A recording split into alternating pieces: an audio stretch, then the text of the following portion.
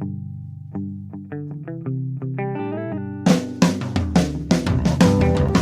only real God is the one that you believe in. Start looking for the God in others.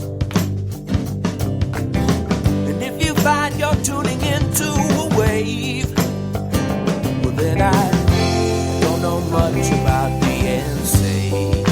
Hello, everybody. Hello, friends. Welcome into another episode of Spiritual Philosophy Chatter with the Joneses. I'm Danny Jones. And I am Samantha Jones. And this is episode 169. 169. What is our topic today? This is releasing fear. Good topic. Oh, yes. Absolutely. We have done one in the past. I think it was around the 50s, you said? Yeah, the fear factor. I don't even remember what Right. we talked about. That was I think it was more ago. based on what scares us. Yeah, exactly. This is going to be very Right. different. But we probably did touch on some of the things Yeah. we might talk about today, too. Yeah. Cool. Well, before we do that, got anything you want to talk about from last week? Yeah, last week we did getting unstuck. Yes. And you know what I think happened this week a little bit for us is I think we got unstuck a little bit. A little bit. There's been movement in life, and I knew that was going to happen. It's really ironic how we do an episode about something, and then it kind of starts to happen. Mm-hmm. And something that I do, I'm not sure if our other listeners do this, but it's like, okay, it's Monday. It's a new week, and this was Monday, August 1st. So I was like, new week, new month, new me. You know? Like, this is going to be perfect, right? But wasn't perfect. No. But it did start moving. And... yeah, so I hope for other people too, because we gave you the challenge to try and move things forward for yourselves this week too, and we hope that you were able to do that as well. And if you were, we'd love to hear your stories. Absolutely. So send them in. Absolutely. Let's see. I wanted to talk about something else. I want to say...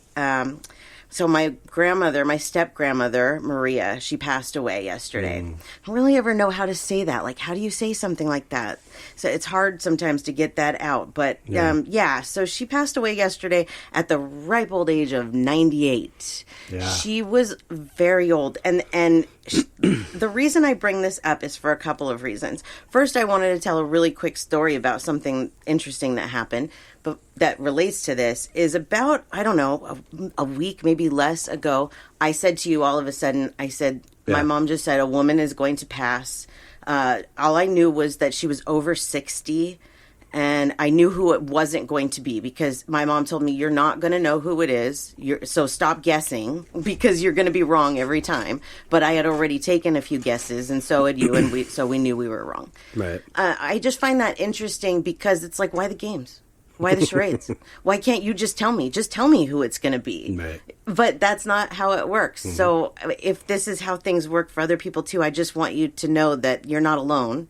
That sometimes these messages come in like this for me too. And it can be very frustrating because sometimes I start to doubt myself. I'm like, really?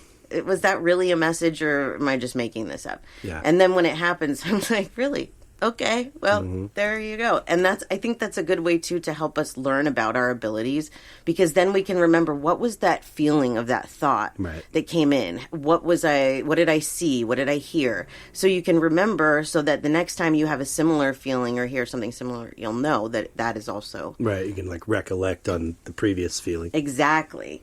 The other reason I wanted to bring this up was because I experienced a very different level of grief with this than I did with my friend Lynn that passed, with Michael, our friend that was murdered earlier in the year.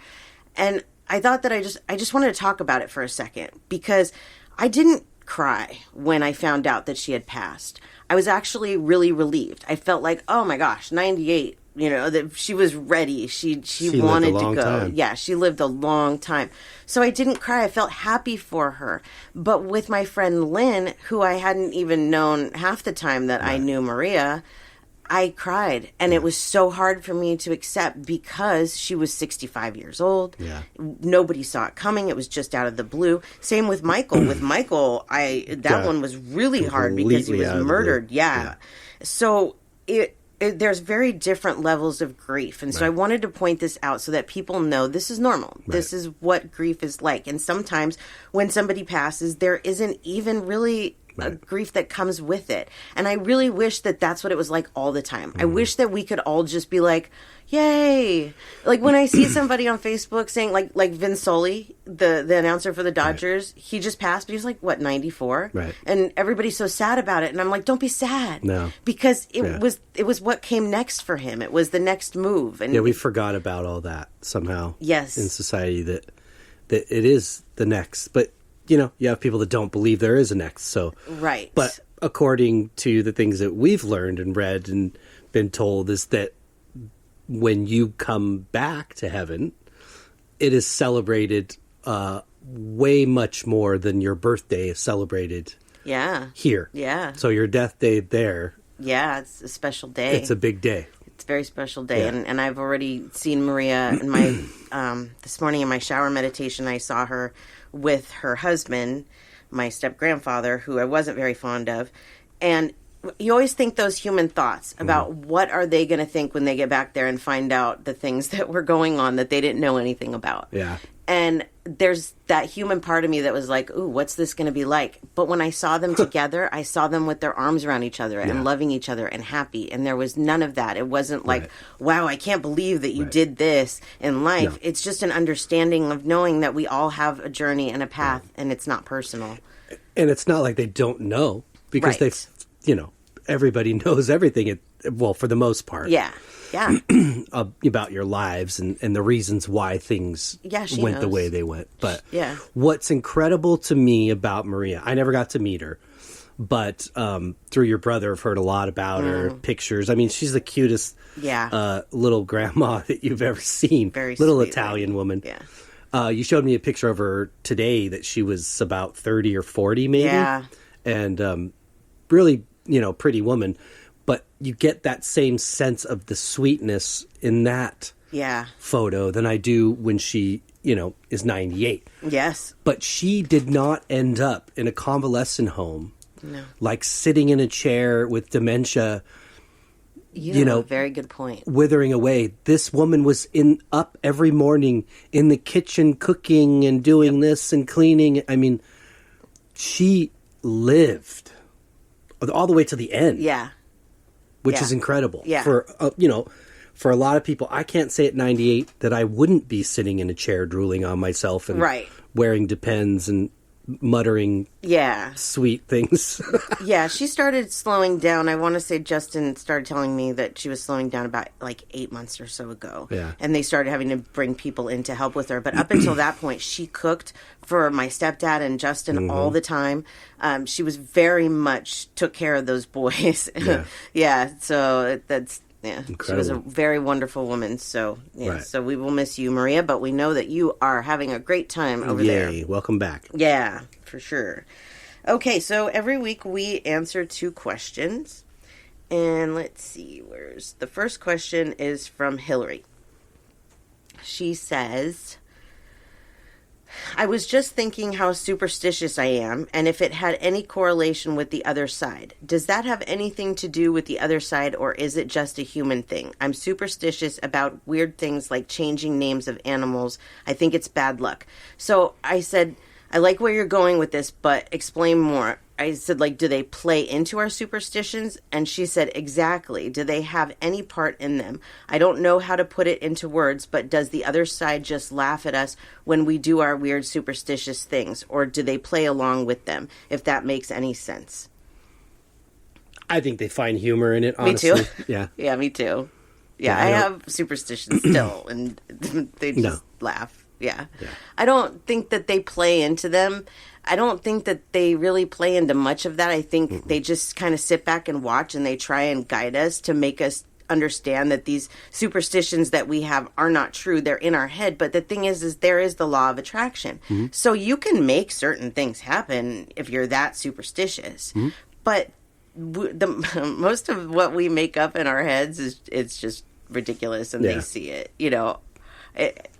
like the number 13, I love the number 13. And everybody thinks that that's a bad number, down to the fact that hotels don't have that number floor. I was booking some flights recently, and 13 is my lucky number. So I want to book seats in aisle 13. But this airline doesn't have an aisle 13. It's like, are you serious? Like, it just goes from 12 to 14. But here's the thing, people. Aisle 14 is 13. Yeah. However you want to look at it. So yeah, they just renumbered it, but if you count them, it's still 13. There's a lot of hotels that don't have 13 yeah, floors. I said that. Yeah, it's totally. Yeah, you're on the 14th floor. You're on the 13th floor. Yeah, exactly. Exactly. That makes sense. Yeah. I don't know. So Absolutely. that's why I think they laugh at us. It's like, yeah, you know. I think that they don't really want us to play into these superstitions either, because if you think about it, it kind of like takes some of the joy out of our lives. If we're always worried about that doing something is going to make something else happen in a bad way, that's taking away from the joy of life. So I definitely feel like plays on our fears. Yes, too, which, and that goes with this episode for sure. I try so hard to not play into any of the superstitions that I used to have, but I do still have some.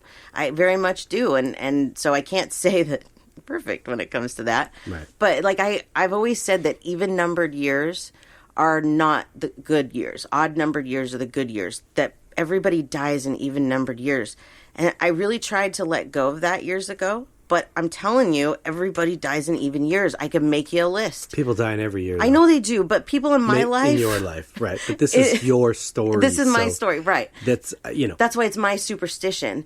And I've tried to let it go, and for some reason, it keeps coming back to me. And maybe it's not even as far as the universe is concerned, it's not superstition, but maybe it's, again, communication through numbers. Yeah, it could be. But I guess I've always looked at it as a superstition of like, okay, anything good's going to happen in the odd numbered years. But the things like, don't look into a broken mirror, don't walk under a ladder, don't cross a black cat, don't open an umbrella in the house. Right. All these things of really... Yeah. Right. No. I was taught all those things from a very young age, but I don't believe any of those now. No. I've purposefully done pretty much all of them just to prove there's no such thing. Yeah. So I hope that answers your question, Hillary. Thanks, Hillary. And the next question is from my brother-in-law, Jared. He says that he often has dreams or feelings about past lives. He believes they're past lives because these are places that he hasn't been in this life, but they feel so real that there's no way that he hasn't seen them before. So, two-part question, kind of. He wants to know how he can figure out the lessons that he's supposed to learn in his soul lives or whatever, so that he doesn't have to come back here again.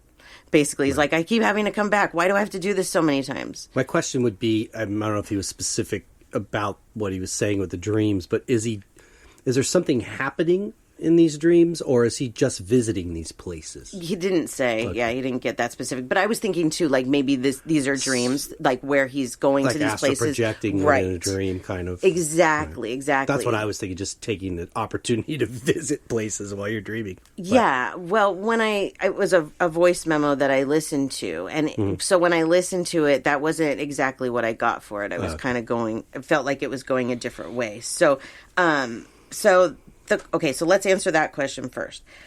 How do you figure out what the lessons are so that you don't have to come back here? Well, I hate to tell you. That's kind of wrapped up in the whole lesson. I'm not laughing at you, Jared. No, it's not, because I've asked the same damn question. Yeah, we all have. And I realized that it would be like going to school, if we could use an analogy, and the teacher telling you there's a test tomorrow, but no need to study because I'm just going to hand you the answers. Yeah. When it comes testing. Yeah. You see what I mean? It's not really going to work. I mean, it's going to work. You'll get an A, but did you learn anything? Yeah, you have to figure out your lessons for yourself. Yeah. And really, what I found the easiest way to do that is that I have to pick myself apart. I have to see what it is. What are the downsides to me? What are the personality flaws, so to speak? And I have to take each one of them and be honest with myself about them. And I have to change it. Right. And that I don't know exactly what the lesson is in certain things. I don't know all the time how to even get to the point where I've learned the lesson. But that's a part of the journey. Yeah. I also feel like while we're human, while we're in this experience, and this experience can sometimes seem really long and really miserable even sometimes, we do think like that why would I want to come back here again? But you have to take into consideration that we're talking about eternity, forever. Right. You are going to be an energy forever. Right. So when you leave this earth after being here for, most of us will be here under 100 years, it's 100 years compared to forever is a really short period of time. Yeah. So even if you did learn all the lessons, you'd probably still want to come back to experience what it's like to be a human. Right. Because this is where the learning happens. As hard as it is, this really is where it all happens. And there's so much to learn. That's why I can't believe that we can learn it all in one life. No. We just can't. And there's different scenarios for different things. And sometimes you don't learn it the first time around. Yeah. So it is you're requiring it of yourself, of your pure nature. Right. Wants to do right, wants to learn from this. Yeah. So you might think now, oh, hell no, I'm not coming back to this. But when you go to the other side and you see how beautiful it is. Yeah. How much you're surrounded and engulfed in love. And you see, this is how I picture it, sort of like the Creator way off in the distance. And I just keep going, I want to get closer. Yeah, closer to that source. That light is so warm and so just, that covers you. Yep. So in order to do that, I know instinctively or intuitively, there's some things that I have to address to get one step closer. Right. Yeah. And that alone is the pure nature and drive and motivation to want to come back. Yes. I agree. It's a whole different experience than it's not because you've done something bad or good. Yeah. It's that you're bringing back to the Creator your experience. Yeah. And sharing with it what you learned. Yeah. Because the Creator itself can't come here and, as a whole, and live a life. Yeah. To learn all these things. Yeah. So it puts itself in little small fragments into bodies to come down here and learn what it's like. And then come back and report what you learned. And really, nobody's forced to come back. You don't have to come back if you don't want to. You just, like what Danny's saying about being close to God, close to the source, you just won't get that close. You'll just stay where you are. But for some souls, if that's what they want, then that's what they can do. There's nobody telling you what to do. There's nobody telling you have to reincarnate into this body in this time in this. No, you make all those decisions yourself. So don't feel like you don't have the control, because ultimately you do. It's a fast track to get as close to the source or the Creator as possible. Yeah. So can you do it other ways? Like Samantha said, absolutely you can. And will you get closer? Yes, but you might see people, souls that you know that are going quicker. Yeah. Passing you by, essentially. Yeah. It's not a condemnation. It's not meant to feel insulting. It's just, that's the truth. They've decided to come back and live these lives and experience these things and not spend it there with things like, because there are libraries and ways to study. Is it a physical library? No. Yeah. But in our minds, it's whatever we want it to be. Right. And there is places there to study. Temples, libraries, Akashic records, the quilt of life, all this stuff is to learn from. Yeah. And you could spend all your time there learning, and you'll still grow and still learn. Yeah. But it's like trying to explain to a mechanic how to fix a car if they've never touched a car. Totally, yeah. Mm-hmm. So you got to get your hands dirty. Yeah. Plus, I think sometimes we just want to come back and have that slice of pizza. Heck yeah. You know? Hell yeah. You know? Because we don't even know what pizza tastes like anymore. There's some other things I could think of, too. Yeah, for sure.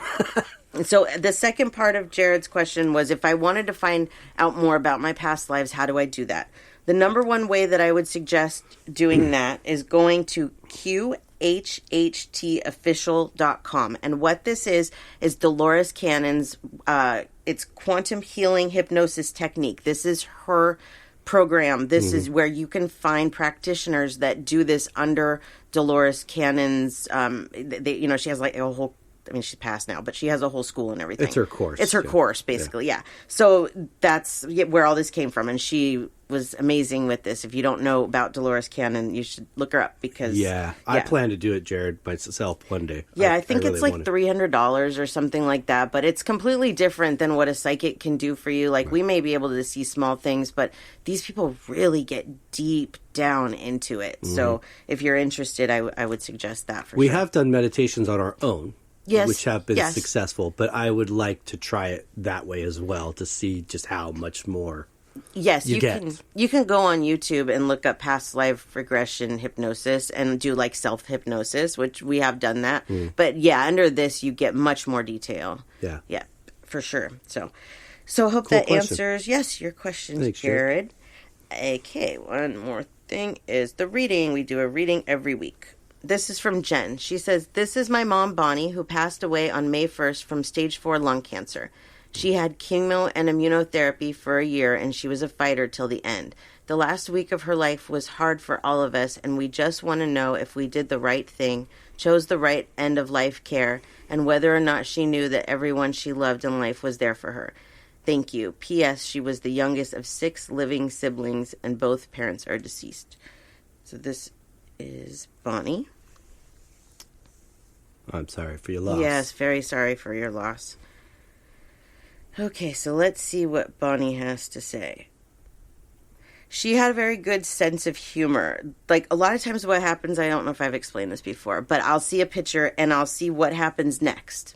So, like, the picture plays out for me. Right. And I see her in this picture having a hard time trying to keep a straight face, but this is a smile, but it's like she doesn't want to laugh. And I feel like after this picture, she started laughing, or that's what she's showing me. She says sometimes she would laugh at inappropriate things. So I think that's what she's a part of what she's showing us here. She has really enjoyed her time so far on the other side. She has learned a lot.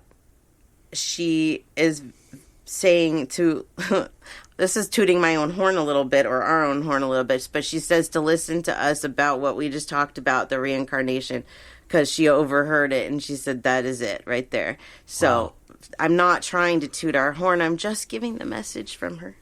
So that's my job. Thanks. Yeah, she's very sweet. I feel like she had this maternal instinct that just, even when things were stressful for her, she didn't slow down on her maternal side. Like, sometimes I think that parents, when they're having a hard time in other parts of their lives, that they have a tendency to take it out on their kids or stop doing the care that they normally give. But for her, it was just such second nature to be a mom that she just did it. There was no second guessing. There was no slowing down. She really enjoyed that role. And I think that probably comes from being the youngest of the siblings, because I do see a lot of family.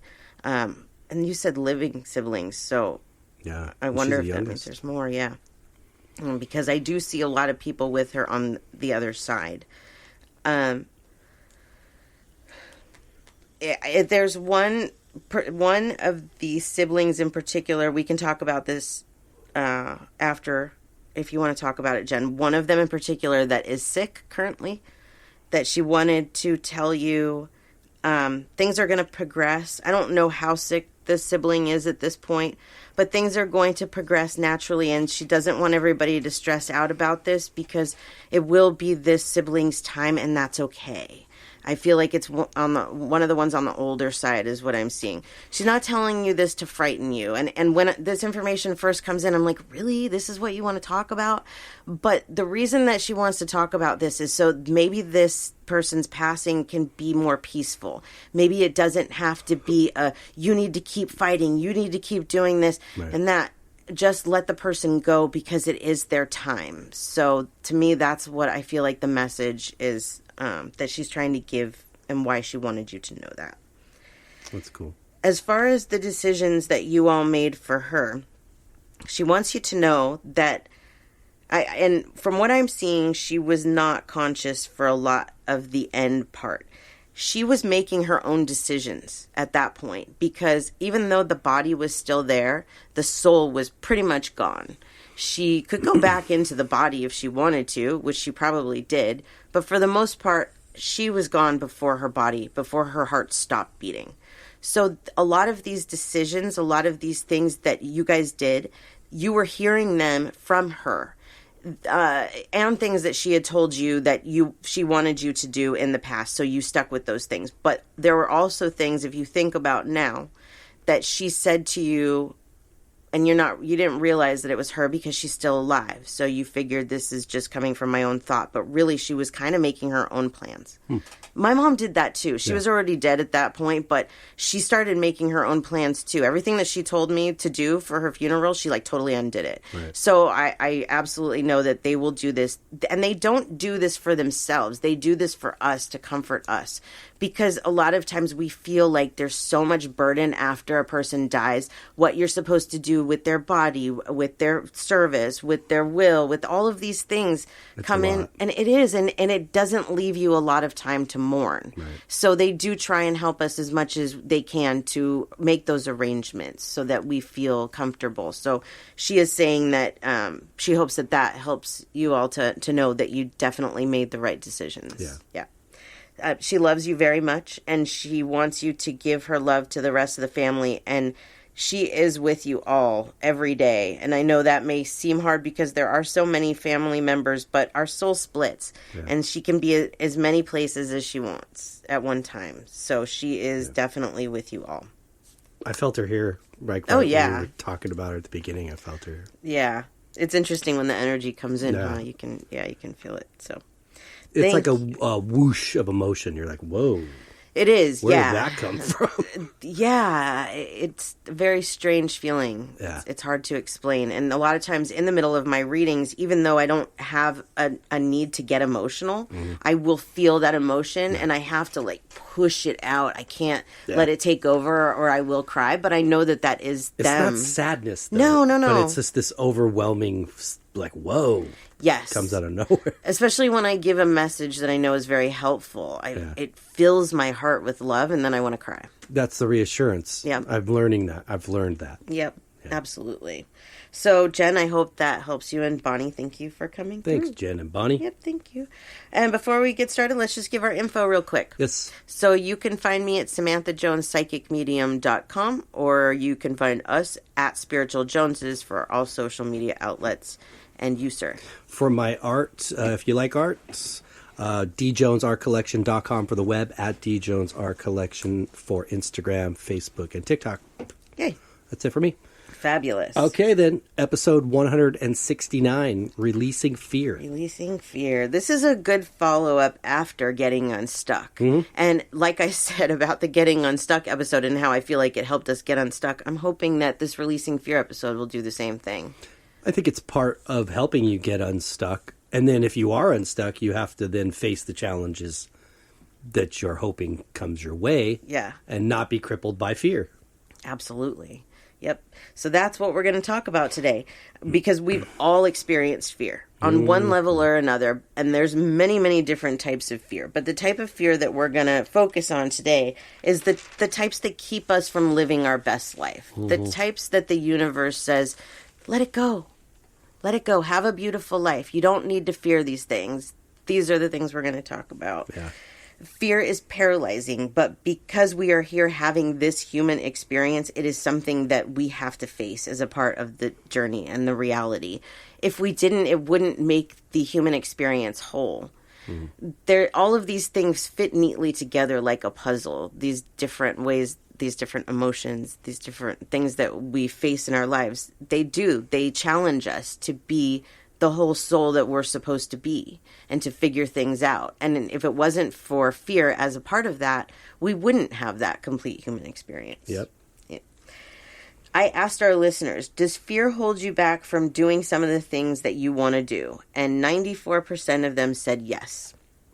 Yeah. Yeah, I know it holds me back. It always has. It does a lot less now because I listen to the universe more. But I look back at my past and I see how fear it was crippling to me and so many times in my life. So many. But in order to release fear, first you need to be aware of the fear that's holding you back. So you have to be honest with yourself. With anything, I think, in this spiritual journey and trying to better ourselves, that's like the number one step, is just being honest about what the situation is. Yeah. No matter what it's about, you have to admit it to yourself. Our ego sometimes stops us from that, because we want to have the pride and believe that we can act brave, but nobody can be that brave all the time. We're not supposed to. That's not how we get through the things that we need to get through. We sometimes stuff our fear way down in our subconscious too, in order to be aware of it, we have to kind of dig it up from our subconscious. That's a self-defense, I think, mechanism. That would do that, Yeah, I think you're right. One of the things that I read that I thought was really, and I say this about different things, I thought this was really relatable, is that fear can be manageable. We can go our whole lives living in fear if we really want to, and we'll survive. Yeah. But wouldn't it be better to be free of the fear and to live a life in a way that you were meant to, instead of fear holding you back? Living with manageable fear, what quality of life is that? Right. And what kind of extension of life are you getting from that? Yep. I used to be really, really afraid of death. Me too. That's probably one of my first I was thinking here, sitting here going, ask yourself, what is the first fear that you remember? Yeah. And I think it was death. I think a lot of our fears, if we trace them, if we try and figure out why we're afraid of these things, it is ultimately that they might lead to our death. Why do some people not like heights? Well, maybe because they're afraid they're going to fall and die. Right. Why don't they like roller coasters? Why are they afraid of, elevators or whatever, all these fears that we have? Ultimately, a lot of these are because of the end result being death.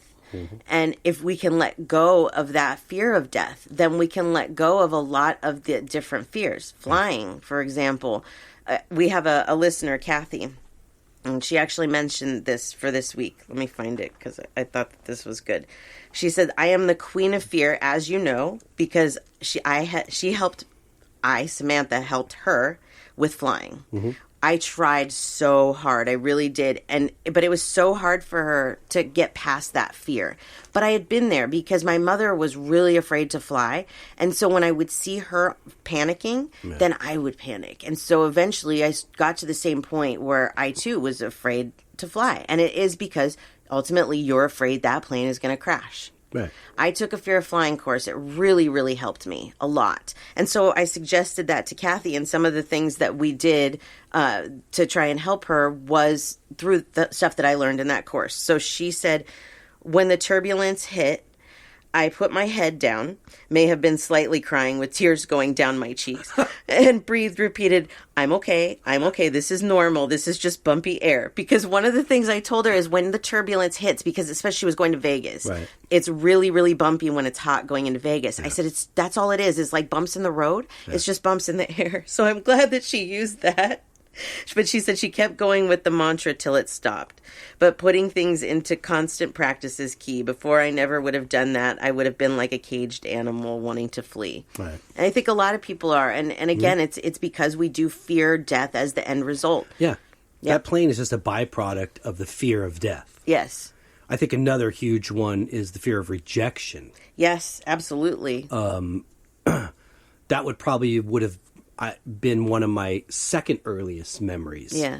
And that would be whether it was trying to make friends with somebody at school, a girl that I may have wanted to approach. Right. A job that I really wanted. Yep. But couldn't get, my hands on, or I thought I couldn't get my hands on, those kind of things. I mean, I had a friend of mine that I grew up with junior high school and high school that never asked a girl out. Yeah. And he died. Yeah. It's sad. And he never had the experienced courage. Love. He couldn't fight that fear. Yeah. Couldn't put it aside. That makes me sad. And he was single his whole life. Yep. And he died young, but yeah. And I feel like that was part of, how do I say this? Because it sucks to say it, but I think that happened for a reason. It was like a okay, we got to kind of forfeit this because it's not changing. It's not getting anywhere. And you're halfway, if not more than halfway through your life. Yeah. We've got to forfeit this. You need to come back. We reconvene, right. Reconvene over here on the other side, talk about things, and decide what the next situation would be. Yeah, I agree. I agree. But those can be crippling. They can be. Yeah. I asked our listeners a couple questions about this. I asked, what kind of fear holds you back? The fear of, and the number one answer was uncertainty. Mm-hmm. I marked that one myself. Mm-hmm. I think uncertainty, I'm a psychic and I still don't know. I still fear the unknown. But I think that's a part of the human experience. We just have to learn how to release that. Right. The next one is failure. That's a big one. Yeah, failure will stop you. Mm-hmm. That I hear that a lot, and I hear from my guides a lot that people they don't go where they're supposed to go in life because they're so afraid of failure that they don't even try. Right. But when you do something, like let's just take. I used to be a pet sitter. Okay, so I am doing this job, but this isn't the career that I'm supposed to be doing. Okay, so I'm kind of afraid of failing at this job, but I did actually really good at it, okay? When I was kind of forced out of pet sitting, it was because of the Rona, because of COVID.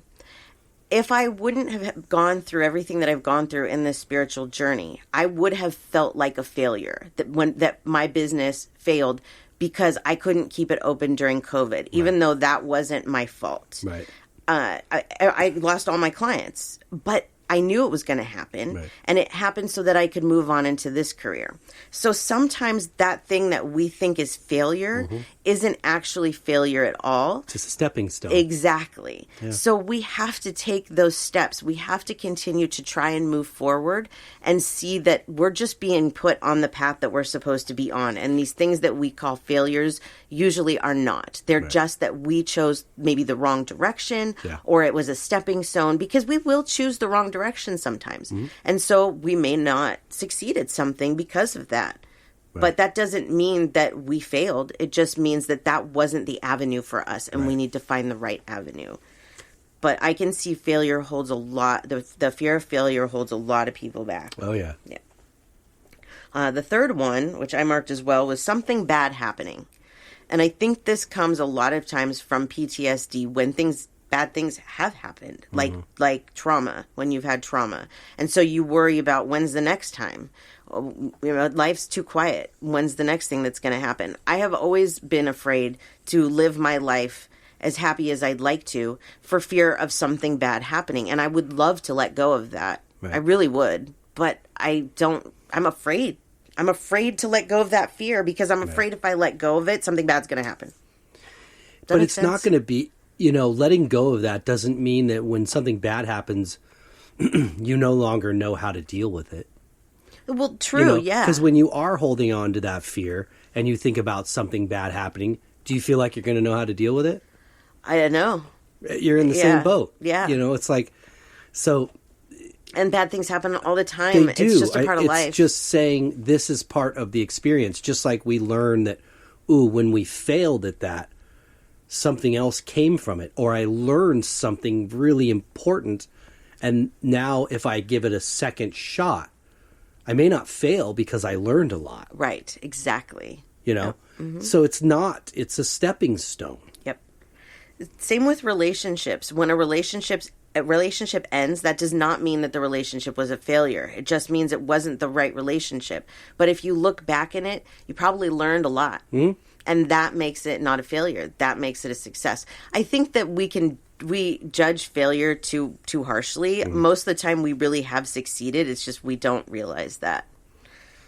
It's more of an experience than I think a failure. Yeah, exactly. Because I try to think about, if I set out to start a company tomorrow and I made every right decision there was and nothing went wrong. Yeah. What do I have to learn? Right, exactly. Well, some people might be sitting there going, you got nothing to learn other than you're going to learn that you're going to make a lot of money. Well, that's great, but how can it be better? Right. How can it always be better? Right. I don't believe in perfection. I think that word in itself is stupid. And I don't believe in failure. Yeah. I think that word is stupid. You're right. I believe in experience, right? Yeah.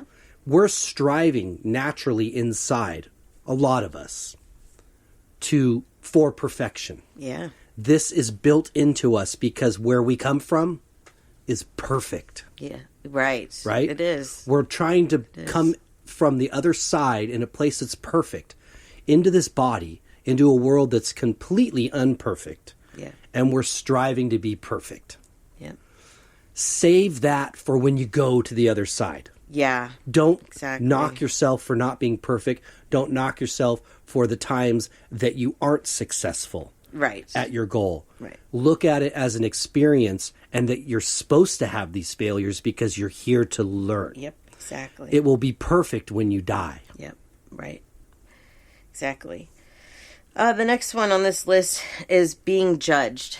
And I think that we all need to do something here. Yeah. This is a problem that needs to be fixed on a global scale because everybody is afraid of being judged and we're judging everybody. Right. And it shouldn't be that way. It really shouldn't. Like, we shouldn't judge other people because they have their own lives and we only see a very small portion of their lives. When I first learned that I was a medium, I was very scared to be judged. I don't care anymore. Right. Judge me. This is my life. And that's what they want. They don't want us to care about what other people think of us because it does not matter. No. Not a single person. It matters what we think inside, what we're doing inside, that we're following what we feel is right, and just that. This is like one of those really interwoven lessons for everybody that comes into life in this world. Yeah. And that's because my belief, what I've learned in my journey, is that when we go to the other side, we're not sitting there in front of God and, archangels and a committee that's going to judge us and tell us what our punishment or reward is. Right. Mm-mm. Yeah. We judge ourselves. So isn't it ironic that we come into a world that's full of judgment? Right. Yeah. Of judging each other. Sure. When the truth is, when it all comes down in the end, only you are going to judge you. That's right. Only you are going to decide, what do you need to come back and learn? Not even God's going to judge you. No, it's about you. You are a part of God. Yep. So you're striving for perfection. Mm-hmm. But you've got to learn. You've got to be unsuccessful and successful in order to learn. But you are your only judge and jury. Yeah. That's it. It's true. So it's such an amazing part of this simulation or this story that this world is so full of that. Yeah. Yeah. A few other things on this list, I'm just going to run down them real quick, is inadequacy, ridicule, change, losing control, missing out, getting hurt, and success. I know a lot of people are afraid of success because they're afraid of what comes with it. And so they won't even attempt to do what they want to do because they're afraid of, but you have the control. You really do. I'm so tired of that. I've put myself in some situations in my life to be successful. Yeah. And self-sabotage myself because I was afraid of success. Yeah, absolutely. Or I was afraid of failure, one or the other. Yeah. And I sabotaged it. And this time I was like, I'm at a point in my life where I don't want to do that. Yes. I'm going to go I'll put one foot in the front of the other and do what I need to do. And you just give me what I can handle. Yeah, totally. And if that's all the success I can handle, I'll take it. Yeah, absolutely. So this topic is releasing fear. So how do we do that? How do we release fear? I am always a big advocate of writing things down. Mm-hmm. I will always be old school like that. I put stuff in my phone, but for the most part, I write it down. I think that if you just see it there on paper, there's something more to that. So write down your fear. Just take one. Because we've talked about how important it is to just take baby steps, because when we try to change so many things at once, it just doesn't work. No. So just take one fear, okay? So let's say, for example, that you're afraid of losing your job. Okay, so just write that down. so that you can see it in front of you. There's a lot of things that this could be. I'm just going to use that example, but other things are like not having enough money. Maybe you want to have a child, but you're afraid it's not going to happen. You want to move, but you don't know where. Whatever your fear is, just write it down. And then look at that fear and identify all the reasons why that fear is not logical.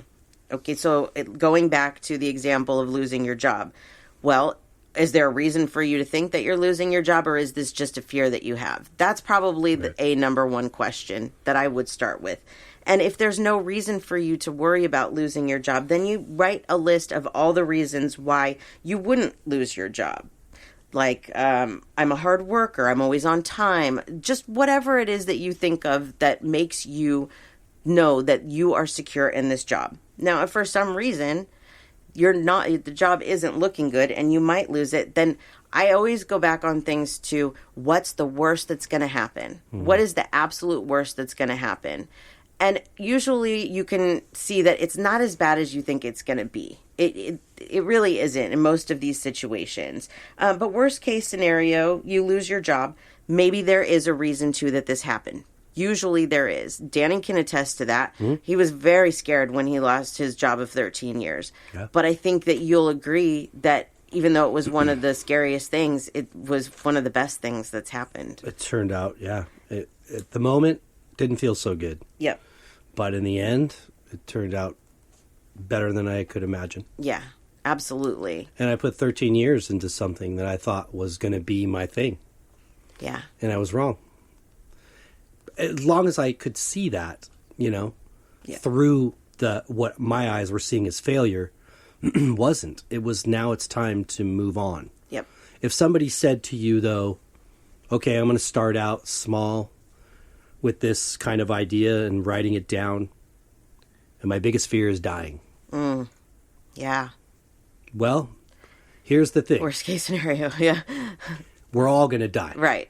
So take assurance in a little bit of the fact that probably everybody has, a lot of people have that fear. Yeah.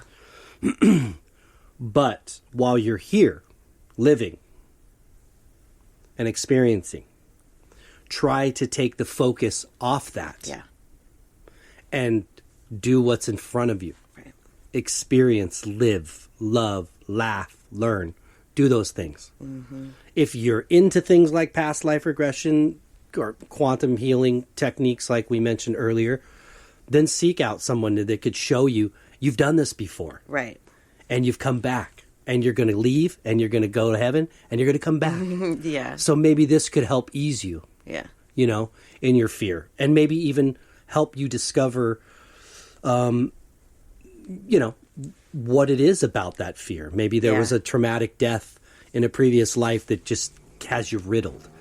That one that people shared, the fear of uncertainty, still goes back to me of death. Yes. It still goes back to uncertainty in general, what's going to happen tomorrow or what's going to happen when I take my last breath. Right. I lived in fear of that. Yeah. A lot of it because of religion. Yeah. And, that doesn't hold me down anymore because I do know the truth. Yeah.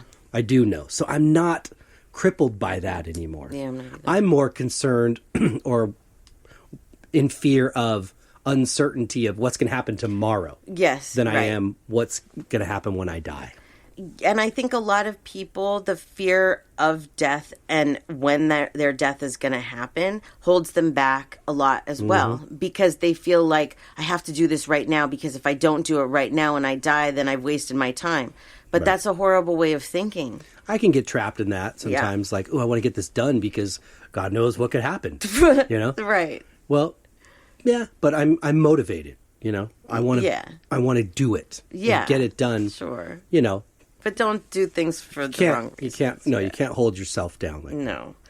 I think it's important, too, that we talk to somebody about our fears.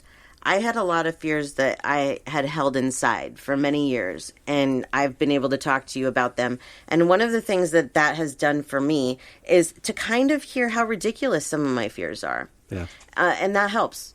because you can hear, wow, this isn't logical. Why would I have that fear? I'm just making myself miserable. Right. So a lot of times just talking to somebody out loud, and you can even say to them, I really need positivity, so help me with that. Help me with, if I tell you about my fear, just tell me positive things back, and that'll help. Yeah. Because it really does. It helps a lot. There's so many different ways that we can go about releasing this fear. But I think ultimately, at the end of the day, we have to have faith. Faith that we are here for a reason, that we have a purpose, that the universe wants us to discover that purpose and to work on it. We also have to understand that we have these lessons to learn in this life, and that sometimes learning these lessons are uncomfortable, and it can come with things that we might be afraid of or bad, negative things. But that's what this life is for. Yeah. We are here to live it like we can't on the other side. We can't learn these things hands-on on the other side. Right. That fear of moving on to the new job, because that was the number one thing that our listener said. I asked, what kinds of things does fear stop you from doing? And 33% said going after the career I want. Fear stops you from doing that. But why? Because it could be beautiful, what's on the other side. You're stopping yourself from living your life fully. Yeah. And I get it, because so much emphasis is put on money and how much money you have and how do you live and will you be able to pay your bills and all that. But one of the things that I do in my mind when these things come up is I think back. Have I always been taken care of to the amount where I'm okay, where I'm surviving, where I have a roof over my head? Have I ever always been able to do that? I look back in the past at how things have worked for me, and I can see how things have progressed the way that they have needed to. When we can do that and be really honest with ourselves, it helps to be able to release some of that fear and to do what we need to do with our lives. I agree with you. I think the the easiest direct route from point A to point B in releasing fear is to face it. Yeah, that's right. I've heard, I think it's called an acronym when you have like a letter dot. Something like that, yeah. Throughout my life of the word fear as being expressed as beep, everything in run. And that's where you're never going to learn. Right. If you run away from it every time it scares you, then that's what you will have to face in your next life. It's true. So when you face it, that is your direct route to releasing it. Because it's like a challenge. Just like the job you're scared to get. Well, what if you actually just, closed your eyes and hit that send resume email, and they call you for an interview. Right. Okay? Yeah. Then you've faced a challenge that at that point, if you get the job, no longer scares you. Right. Right. Now the job is going to be your everyday challenge. Right? Right. So it's these little hurdles and trusting and just going for it and accepting the outcome, not as punishment or embarrassment, but as something to learn from. Right. But if you're going to run from it every time, you won't ever release it because you haven't dealt with it. Right. Yep, absolutely. So think about that. Think about taking those small chances. Yep. If it's this girl that you like and, reach out and hold their hand. Yeah. Yep. If you want to tell somebody you love them, but you didn't ever grow up in an environment or a family that they express that.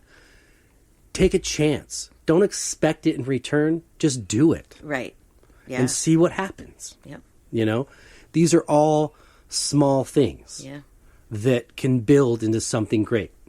I remember, for me, example with the band that we have going, when I contacted our current drummer, I've said this before, I may have even said it on the show, I felt like I was calling to ask a girl out on a date. I was so friggin' nervous. I paced around the room for 15 minutes, like kind of rehearsing what I was going to say and making sure it was short, bullet pointed, Yep. And it really didn't require all that. No. it just It required usually doesn't. extending the olive branch with an invitation, and the acceptance came right after it. Yeah. Yeah. So, and I was scared. Yeah. Of being rejected. Yeah. Right. Of being told I wasn't good enough. Yeah. And having that feeling. Yeah. But you gave it a chance and it went wonderfully. Yeah. And you could have just said, there's no way we're ever going to get Milo and I'm not even going to try. Absolutely. And that would have been a failure because you didn't even try. There were people that were saying it. Oh, I know. That there's no way that he's going to come but to this. But the psychic was saying that he was. Right. So. Well, and the angels were telling us things too. Well, that's what I mean. Yeah, so. Through the... I just let the angels speak through me. Yeah. So. Or spirits. Whatever. Yeah, I'm just the... I use angels conduit. kind of generally, but...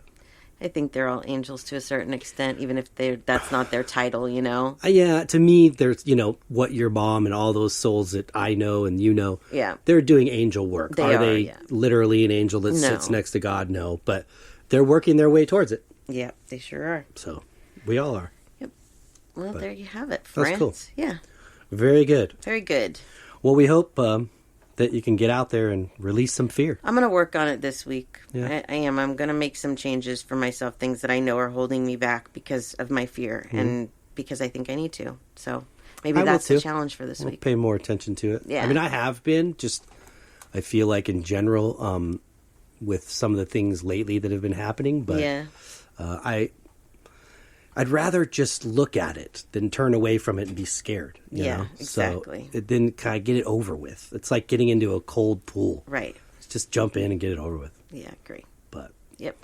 Cool. Very good. Well, before we say goodbye, would you like to share your our information one more time? Yes. You can find me, SamanthaJonesPsychicMedium.com. You can find us, SpiritualJoneses.com, or email us, SpiritualJoneses@gmail.com. Thanks for all your participation. Oh, we love it. Thank you all so much. Questions, the readings. We love it. Very cool. Yep. For my art, again, djonesartcollection.com for the web, at djonesartcollection for Instagram, Facebook, and TikTok. Yay. I just got news that I might have an exhibit coming up here in the next couple months. That's exciting. Yeah. I will let everybody know when that happens. Fabulous. If and when that happens. Okay. And that's it. Great. Cool. Well, we hope everybody got something out of this. That we do. And we hope you have a great week. That we do. Until next week. Peace and love.